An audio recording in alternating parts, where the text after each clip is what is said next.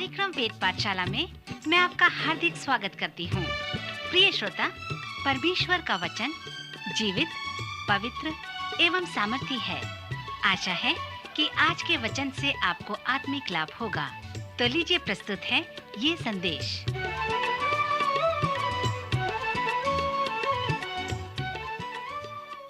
प्रिय श्रोता, वेद पाठशाला के उत्साहजनक कक्षा में आपका स्वागत है। इस कक्षा का सर्वेक्षण संसार में सबसे अधिक बिकने वाली और सबसे उत्तम व श्रेष्ठ पुस्तक बाइबल का सर्वेक्षण है। हमारे सर्वेक्षण ने हमें पुराने नियम के नबियों की पुस्तकों तक ले आया है। पिछले कुछ अध्ययनों में हमने योना की पुस्तक का सर्वेक्षण किया है। इस छोटे पुस्तक में केवल 4 छोटे अध्याय हैं। पहले अध्याय में हमने योना को देखा, जहां पर परमेश्वर ने योना से कहा, निनवे में जा और वहां के लोगों को प्रचार कर। और उसमें हमने एक विषय को देखा कि वह नहीं जा रहा है और परमेश्वर के पास नहीं आ रहा है। दूसरे अध्याय में हम देखते हैं कि योना मगरमच्छ के पेट में है और वहां से प्रार्थना करके कह रहा है, मैं संकट में पड़े हुए यहोवा की दुहाई दी और उसने मेरी सुन ली। अधलोक के उदर में से मैं चिल्ला उठा, तूने मेरी सुन ली। तूने मुझे गहरे सागर में समुद्र की थाह तक डाल दिया और मैं धाराओं के बीच में पड़ा था। तेरी भड़की हुई सी सब तरंग और लहरें मेरे ऊपर बह गईं। तब मैंने कहा, मैं तेरे सामने से निकाल दिया गया हूँ, तो भी तेरे पवित्र मंदिर की ओर फिर ताकूंगा। मैं जल से यहाँ तक घिरा हुआ हूँ कि मेरे प्राण निकल जाते हैं। गहरा सागर मेरे चारों ओर था और मेरे सिर में सिवार लिपटा हुआ था। मैं पहाड़ों की जड़ तक पहुंच गया था। मैं सदा के लिए भूमि में बंद हो गया था। तो भी हे मेरे परमेश्वर, तूने मेरे प्राण को गड्ढे में से उठा लिया है। जब मैं मूर्छा खाने लगा, तब मैंने यहोवा को स्मरण किया और मेरी प्रार्थना तेरे पास वरन तेरे पवित्र मंदिर में पहुंच गई। जो लोग धोखे की व्यर्थ वस्तुओं पर मन लगाते हैं, वे अपने करुणा निधान को छोड़ देते हैं, परंतु मैं ऊंचे शब्द से धन्यवाद करके तुझे बलिदान चढ़ाऊंगा। जो मन्नत मैंने मानी उसको पूरी करूंगा। उद्धार यहोवा ही से होता है। और यहोवा ने मगरमच्छ को आज्ञा दी और उसने योना को स्थल में उगल दिया। मित्र, योना के पहले अध्याय में हम देखते हैं कि परमेश्वर प्रेमी परमेश्वर है। उसने योना नबी को आदेश दिया कि वह निनवे नगर में जाकर उद्धार के संदेश का प्रचार करे। निनवे वो शहर है जो अश्शूर का राजधानी था। चौथे अध्याय में योना ने हमें कहा है कि वह जानता था कि परमेश्वर अनुग्रहकारी है और वह यह भी जानता था कि निनवे के लिए परमेश्वर का प्रेम महान है और वहां पर बेदारी लाने की वह सामर्थ रखता है। योना जानता था कि यदि निनवे के लोग मन फिराएं तो वे परमेश्वर के न्याय से बच सकते हैं, परंतु निनवे के लोग योना के शत्रु थे। वह उनसे घृणा करता था। वह नहीं चाहता था कि निनवे के लोग पश्चाताप करें और वहां पर एक बेदारी आए। योना तरसीस जाने वाले एक जहाज में बैठ गया, जो न केवल निनवे के विपरीत दिशा में था, परंतु बहुत दूर भी था।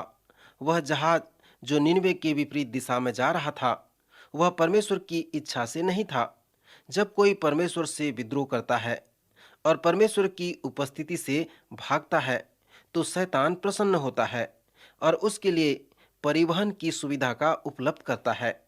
श्रोता, यहाँ पर हम देखते हैं मनुष्य की स्वतंत्र इच्छा व परमेश्वर की ईश्वरीय इच्छा को हम देखने पाते हैं। परमेश्वर ने हमें कुछ भी करने को नहीं बनाया है, परंतु हमें इसलिए बनाया है कि हम कुछ करने के लिए स्वतंत्र हैं। वह चाहता है कि मनुष्य उसके आदेश का अनुसरण करे। सो योना की पुस्तक के प्रथम अध्याय में हम देखते हैं कि परमेश्वर ने एक प्रचंड आंधी चलाई, जिसके लिए योना को समुद्र में फेंक दिया गया, क्योंकि स्वयं योना ने ही कहा था कि यदि तुम मुझे समुद्र में फेंक दोगे तब समुद्र शांत पड़ जाएगा, क्योंकि मैं जानता हूं कि यह भारी आंधी तुम्हारे ऊपर मेरे ही कारण आई है। परमेश्वर ने मुझे आज्ञा दी थी कि मैं निनवे में जाऊं और वहां प्रचार करूं, परंतु मैं वहां जाने पर मना कर दिया और इसलिए यह आंधी तुम्हारे ऊपर आई है। तब माझी लोगों ने उसे समुद्र में फेंक दिया और यहोवा ने एक बड़ा मगरमच्छ ठहराया था कि वह योना को निगल ले। दूसरे अध्याय के वचन को योना मगरमच्छ के पेट से प्रार्थना द्वारा अभिव्यक्त करता है। पिछले चरण में मैंने कहा था, मगरमच्छ के पेट में योना के अनुभव से संबंधित कुछ कार्य दिया था। जब योना मगरमच्छ के पेट में था, तब उसने परमेश्वर के वचन उद्धृत किए थे। इस दूसरे अध्याय में 9 पद हैं जो योना के विचार हैं। 10वें पद में परमेश्वर ने मगरमच्छ को आज्ञा दी और उसने योना को स्थल पर उगल दिया। इन 9 पदों में उसने अनेक वचनों का उपयोग किया है। पवित्र शास्त्र के लूका रचित सुसमाचार में एक स्थान है जहां पर कुंवारी मरियम ने भी योना की तरह वचन का उपयोग किया है। जब उसे यह पता चला कि उसकी देह में एक महान व अद्भुत कार्य होने वाला है, तब उसने लगभग 10 पद का उपयोग किया। उसे हम मरियम के अद्भुत वचन कहते हैं। उन 10 पदों में मरियम ने पुराने नियम को 23 बार संकेतिक किया है। इससे पता चलता है कि मरियम एक धर्मी महिला थी, क्योंकि उसके मन में वचन भरा हुआ था। श्रोता मित्र, योना के साथ भी ये सत्य था। वह पवित्र शास्त्र को जानता था। मैंने उन सभी वचनों की सूची तैयार की है जिसे योना ने मगरमच्छ के पेट से उद्धृत किया है। उसने अय्यूब 15 उसके 13 पद, विलाप गीत का 3रा अध्याय, पहला शमूएल का 30वां अध्याय, फिर विलाप गीत 3रा अध्याय, यिर्मयाह उसके 7वां अध्याय और पहला राजा उसका 8वां अध्याय, इन सभी वचनों को उसने उद्धृत किया है। इसके साथ साथ एक और विषय है कि उसने इस दूसरे अध्याय के 9 पद में कितने भजनों का उद्धृत किया है। भजन 130, 18, 22 और भजन 120 को उसने इस दूसरे अध्याय के 9 पदों में लाया है। श्रोता, परमेश्वर के लोगों के लिए ये भजन एक गीत पुस्तिका के समान था। जब आप इन सबों को एक साथ लाकर देखते हैं तो यह इस प्रकार बनता है कि योना ने मगरमच्छ के पेट से प्रार्थना किया, भजन गाया और पवित्र शास्त्र के वचनों को उद्धृत किया। उसने मगरमच्छ के पेट में से मन्नत भी मानी। पिछले चरण में मैंने आपसे कहा था कि आप इस पहले अध्याय में से इस प्रकार कुछ वचन लिख सकते हैं, अर्थात योना परमेश्वर के लिए नहीं जा रहा है और योना परमेश्वर के पास नहीं आ रहा है। फिर दूसरे अध्याय से इन वचनों को लिख सकते हैं, योना परमेश्वर के पास आता है। यद्यपि योना को उस बड़े मगरमच्छ में अपने स्वतंत्र इच्छा का प्रकट करने के लिए 3 दिन और 3 रात लग गए, पर वह परमेश्वर के पास आया। उसने 3 बार इस बात को प्रकट किया कि मैं तेरे पास आता हूँ। फिर उसने ये भी कहा कि जो मन्नत मैंने मानी है उसे मैं पूरी करूँगा। अंत में उसने कहा, उद्धार यहोवा ही से होता है। फिर हम पढ़ते हैं कि यहोवा ने मगरमच्छ को आज्ञा दी और उसने योना को स्थल में उगल दिया। श्रोता, आप पहले अध्याय के वचन से 3 बार लिख सकते हैं कि मैं नहीं जाऊंगा, और फिर दूसरे अध्याय में ये लिख सकते हैं कि मैं जाऊंगा। यदि आप उस मगरमच्छ के पेट को देखते हैं तो उस समय योना के पास एक बड़ी संकट की स्थिति थी। जब परमेश्वर अपने लोगों के साथ कार्य करता है तब इस प्रकार का नमूना निकालकर सामने ले आता है। पवित्र शास्त्र में इस प्रकार के नमूना को आप अनेक बार देख सकते हैं। आप इसे अय्यूब की पुस्तक में देख सकते हैं, बंधुआई के समय नबियों के साथ देख सकते हैं और इसे नए नियम में भी देख सकते हैं। कभी कभी परमेश्वर इसे सीधा हमारे जीवन में आने देता है, जिसे हम आंधी कहते हैं, परंतु वह हमें उन आंधियों में से छुटकारा भी प्रदान करता है। आप इसे अय्यूब के जीवन में होते हुए देख सकते हैं। अय्यूब ने अपने आंधी का वर्णन नहीं किया और इसलिए अय्यूब की पुस्तक का वह एक महत्वपूर्ण भाग है। परमेश्वर जानता था कि अय्यूब अपने दुख व आंधी का सही प्रत्युत्तर प्रस्तुत करेगा। परमेश्वर ने अनुमति दिया कि अय्यूब दुखों में होकर चले।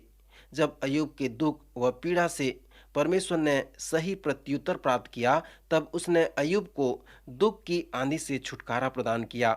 उसके बाद हम देखते हैं कि उसके दुखों के अनुभव के कारण अय्यूब एक और भी अच्छा व्यक्ति बन गया। यूहन्ना रचित सुसमाचार के 11वें अध्याय में हम एक सुंदर कहानी को पढ़ते हैं, जहां पर यीशु 2 बहन मरियम और मार्था से बहुत प्रेम करते थे। प्रभु यीशु ने उनके जीवन में एक आंधी को आने दिया, अर्थात उनका भाई बीमार था और बाद में वह मर गया। यद्यपि जब वह बीमार था तब यीशु को पता चला कि लाजर बीमार है, फिर भी वह जानबूझकर वहां 2 दिन और रुक गया। प्रभु यीशु वहां पर दौड़कर नहीं आया और लाजर को मृत्यु से बिस्तर पर जो पड़ा था उसे चंगा नहीं किया, परंतु उसने तब तक प्रतीक्षा किया जब तक वह मर नहीं गया। जब वह बैतनिया में आया तब उन दोनों बहनों से उसे सही प्रत्युत्तर मिला और फिर उसने उन्हें मृत्यु की आंधी से छुटकारा प्रदान किया। उसने लाजर को मृतकों में से जिला दिया। श्रोता, इस प्रकार के नमूने को आप संपूर्ण पवित्र शास्त्र में प्राप्त कर सकते हैं। आप इस नमूने को उड़ाव पुत्र की कहानी में भी प्राप्त कर सकते हैं। अपने ही हठ व विद्रोह के कारण उस उड़ाव पुत्र के जीवन में आंधी आया, यहाँ तक उसे सूअर चराने का कार्य मिला और जिन्हें सूअर खाते थे उन्हीं से पेट भरने को कहा गया। परंतु जब वह अपने आपे में आया, परमेश्वर को सही प्रत्युत्तर मिला, उससे उस आंधी से उसे छुटकारा मिला। मित्र, इस प्रकार पवित्र शास्त्र में अनेक नमूने हैं जिसे आप प्राप्त कर सकते हैं। मगरमच्छ के पेट में योना के साथ इसी प्रकार हो रहा था। परमेश्वर ने कहा जा, परंतु योना ने कहा नहीं, मैं नहीं जाऊंगा। तब परमेश्वर ने कहा ठीक है, मैं तुझे देखूंगा। फिर परमेश्वर ने उस पर धीरे धीरे दबाव, क्लेश व विपत्ति को आने दिया और जब तक वह मगरमच्छ के पेट में नहीं आ गया तब तक वह उसे क्लेश में रखा। फिर हम देखते हैं कि मगरमच्छ के पेट में से योना 3 बार कहता है मैं जाऊंगा।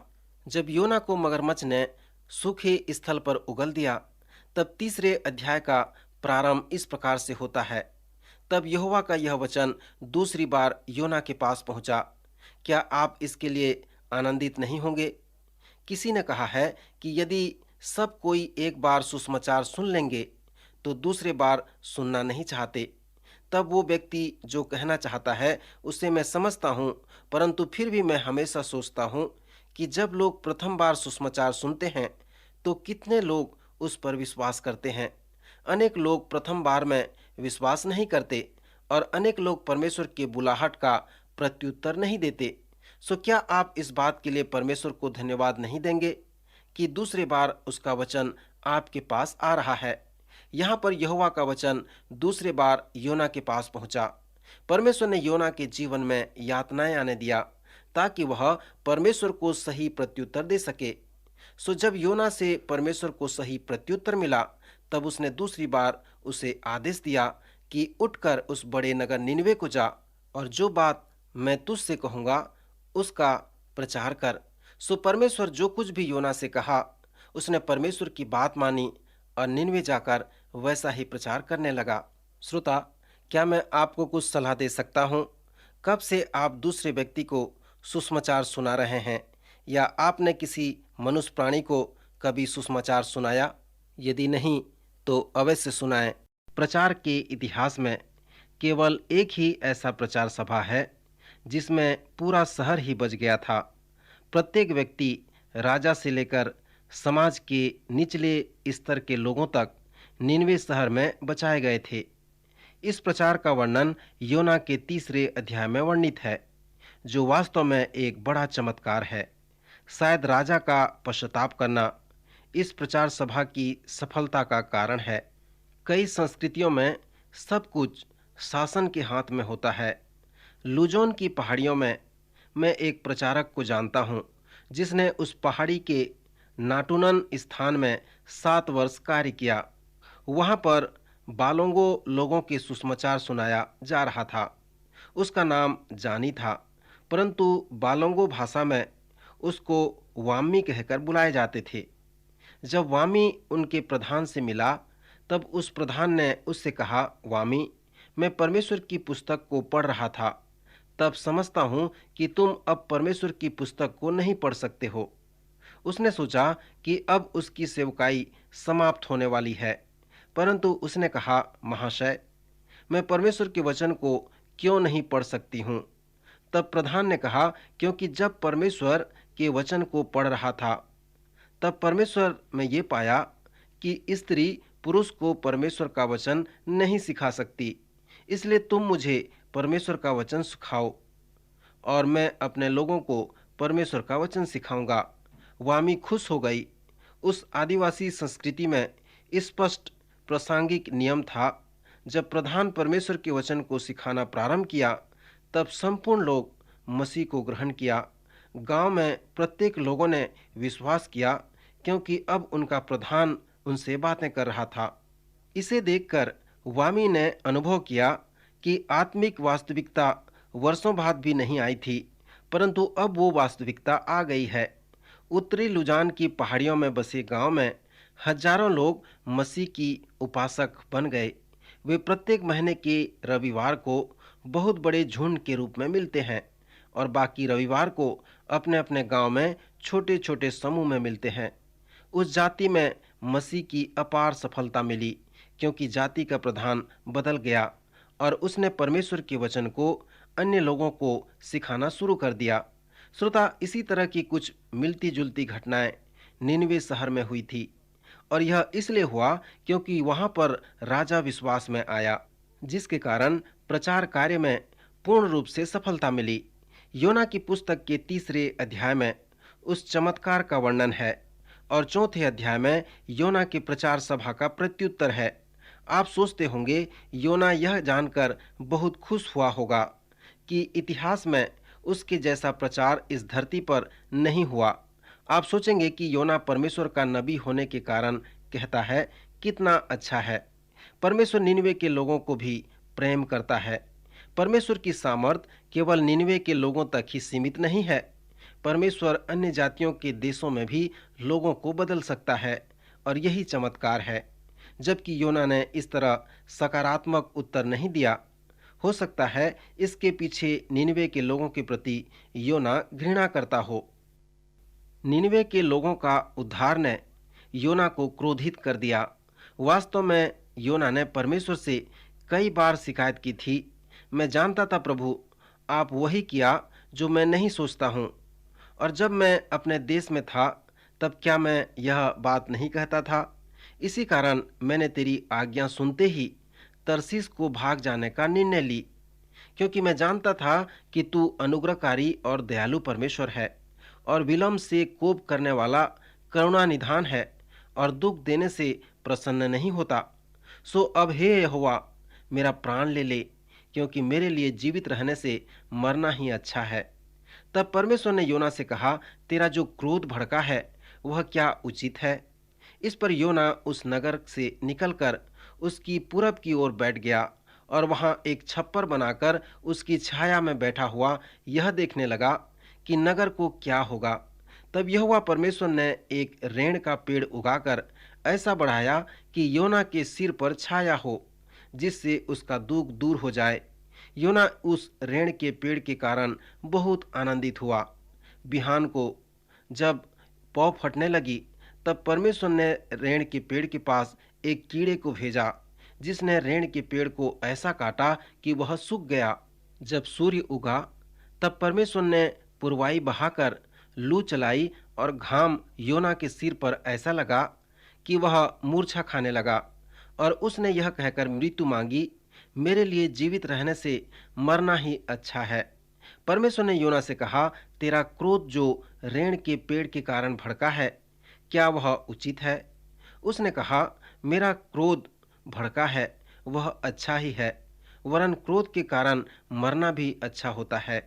तब यहोवा ने कहा, जिस रेण के पेड़ के लिए तूने कुछ परिश्रम नहीं किया, न उसको बढ़ाया, जो एक ही रात में हुआ और एक ही रात में नाश भी हुआ, पर उस पर तूने तरस खाई है।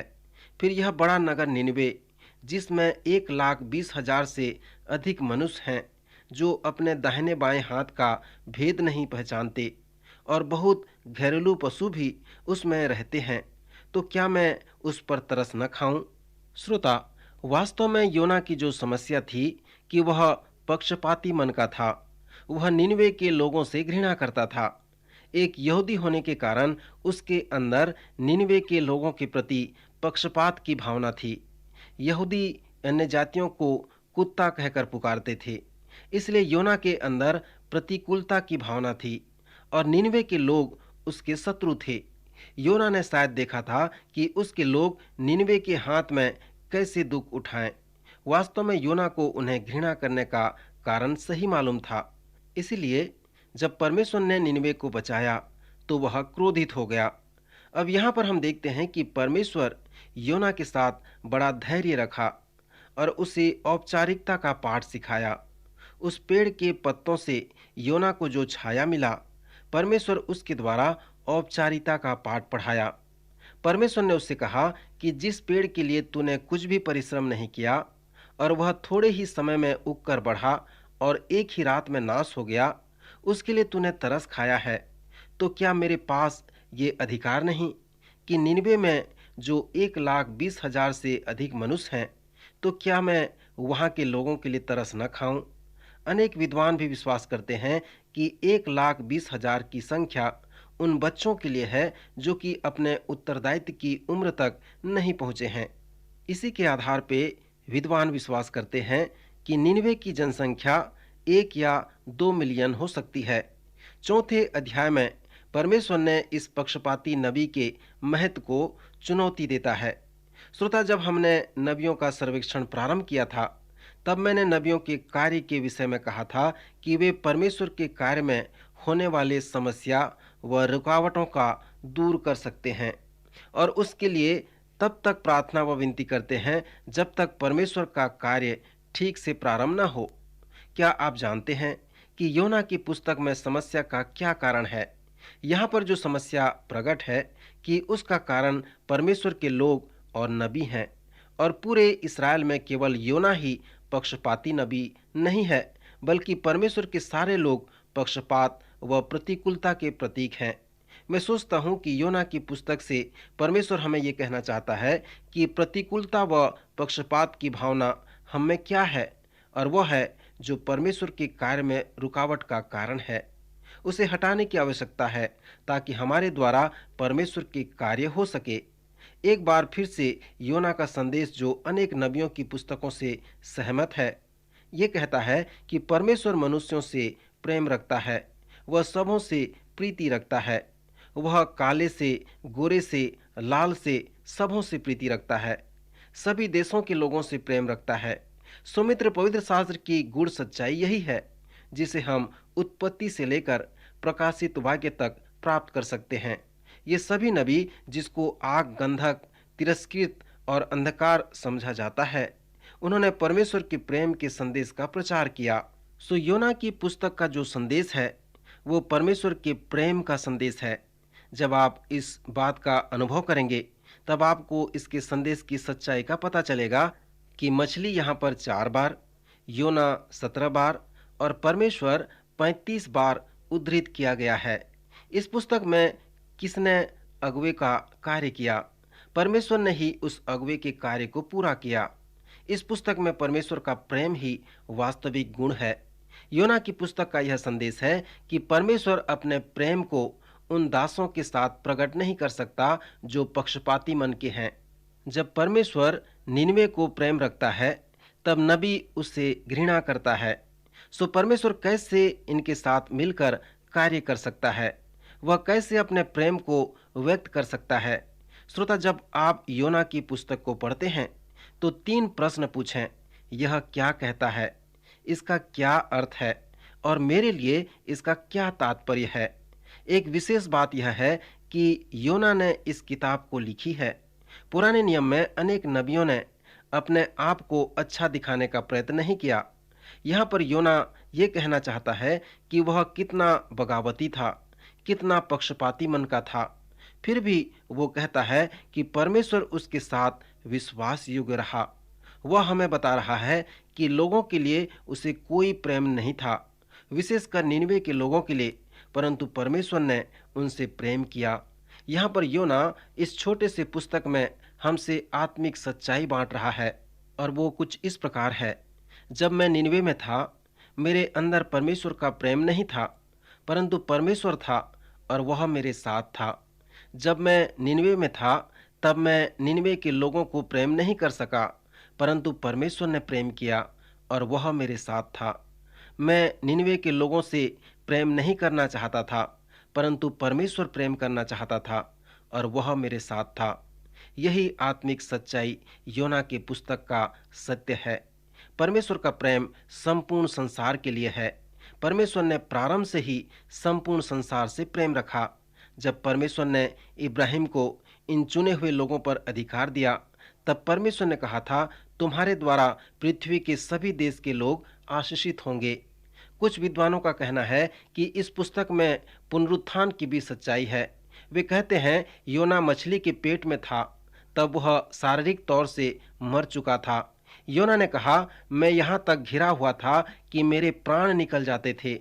गहरा सागर मेरे चारों ओर था और मेरे सिर में सिवार लिपटा हुआ था, परंतु हे परमेश्वर, तूने मेरे प्राण को गड्ढे में से उठाया है।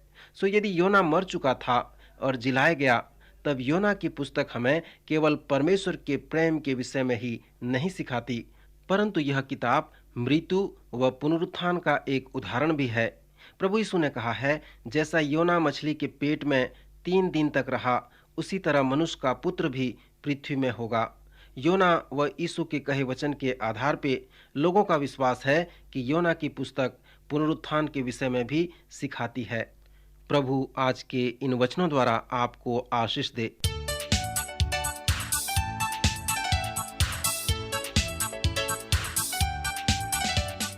प्रिय श्रोताओ, अभी आप सुन रहे थे हमारा ये कार्यक्रम वेद पाठशाला। श्रोताओ, आपको ये जानकर खुशी होगी कि हमारे पास इस अध्ययन से संबंधित नोट्स उपलब्ध हैं, जिन्हें हम सभी श्रोताओं को निशुल्क भेजना चाहते हैं। यदि आप इसे प्राप्त करना चाहते हैं तो हमें इस पते पर लिखें। हमारा पता है कार्यक्रम Ved Pathshala, radio Vishwavani, post box number 317, Lucknow 226001, Uttar Pradesh. हमारा पता एक बार फिर सुन लीजिए। कार्यक्रम Ved Pathshala, radio Vishwavani, post box number 317, Lucknow 226001, Uttar प्रदेश।